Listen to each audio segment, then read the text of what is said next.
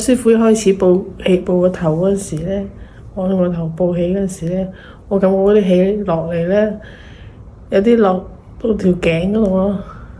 跟住到報氣到條腰，針灸完報條腰報氣嘅時候咧，我成個背脊咧發滾嘅。哇！成個背脊發滾啊！係啊，同埋條腰以下嘅地方都係好似火爐咁嘅。哦。以前拉得好緊嘅地方鬆咗好多啦。哦。同埋按腳嗰啲穴位嗰啲，我覺得好到位啊！哦。我第一次嚟嗰時，我係唔行得嘅。睇完第一次，翻去第二日已經可以行得翻啦。哇！好犀利喎！但係唔係行得好穩嗰啲咯，但係而家就越行越穩咯。睇一次就穩一次咯，即係我覺得效果非常之好咯。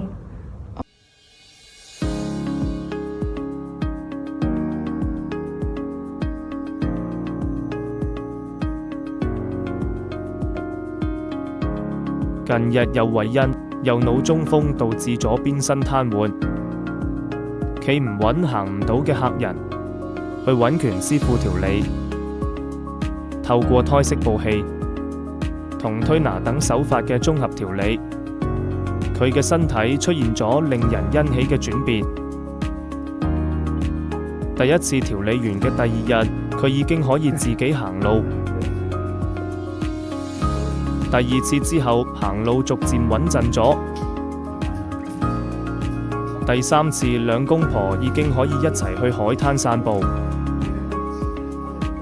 之所以有咁嘅效果，我哋一齊聽下拳師傅背後嘅調理理念。我用胎式好柔和嘅胎式幫你補，等於我所練嘅胎式一路溫柔咁去幫你補落去，打通你嘅經脈。即係個十二經脈、奇經百脈，一路等嘅氣啊，吹動你嘅血液，慢慢一路咁柔和去頭部嘅淤血，慢慢即係所有嘅經脈嗰啲啊，嘅淤血啊嘅淤毒全部慢慢一路去清晒佢，消失。哦。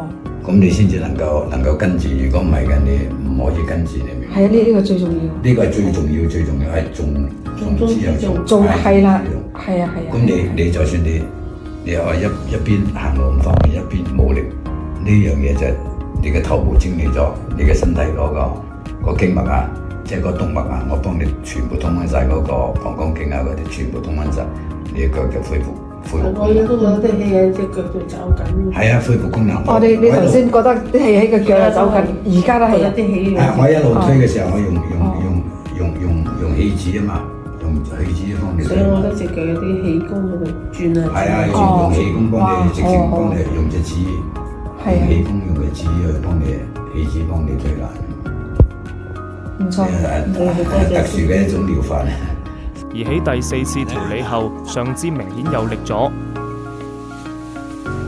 左腳行路雖然仲有啲遠，但係每次嚟到都有肉眼可見嘅進步。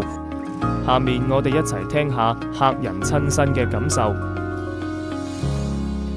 頭喺度發滾嘅成個人，好似喺一個燙斗上面，跟住啲氣就喺條頸度落到去個肚腩嗰度咧，好多空氣啊，仲係風啊，啲熱風，跟住就落去個籮柚度，兩個籮柚都好似發滾咁。好舒服咯！師傅一開始報個頭嗰時咧，我用個頭報氣嗰時咧，我感覺嗰啲氣落嚟咧，有啲落到條頸嗰度咯。哦。因為我本身呢邊都係身體唔係幾好嘅。係啦，你就係嗰邊唔舒服。係啦。所以咧，報完氣之後咧，覺得鬆啲、舒服啲。係啦，好溫暖嘅。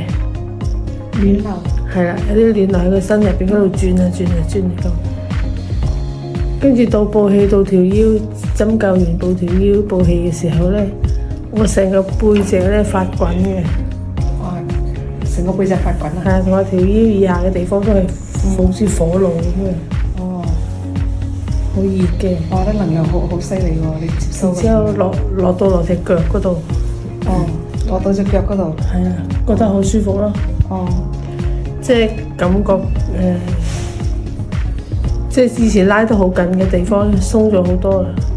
哦，同埋按腳嗰啲穴位嗰啲，我覺得好到位嘅。哦，好到位。你屬於中風啦，咁你係左邊唔妥啦，左邊唔妥。我第一次嚟嘅時候係唔行得嘅，睇完第一次翻去第二日已經可以行得翻啦。哇，好犀利喎！但係唔係行得好穩嗰啲咯，但係而家就越行越穩咯。睇一次就穩一次咯，即係我覺得效果非常之好咯。